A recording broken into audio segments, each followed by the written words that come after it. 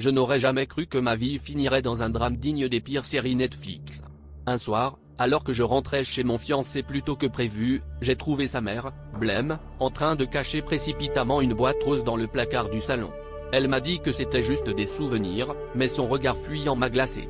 J'ai senti que quelque chose clochait, mais naïvement, j'ai préféré détourner la tête. Les jours suivants, tout est devenu bizarre. Mon fiancé disparaissait la nuit, sa mère couvrait ses absences avec des excuses ridicules. J'ai essayé d'ignorer les doutes, mais le malaise grandissait. Jusqu'au jour où, lors d'un dîner familial, une jeune femme enceinte débarque en larmes, hurlant qu'elle ne supportait plus de vivre cachée. Elle a planté son regard dans le mien et, sans détour, a annoncé que mon fiancé était le père de son enfant. Le silence s'est abattu, puis la mère de mon fiancé a tenté de la faire taire, mais c'était trop tard. Toutes les pièces du puzzle se sont assemblées d'un coup, les absences, les mensonges, la complicité malsaine de sa mère.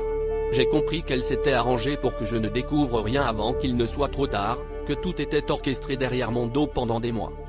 Au lieu de crier ou de pleurer, je suis resté figé, incapable de prononcer un mot.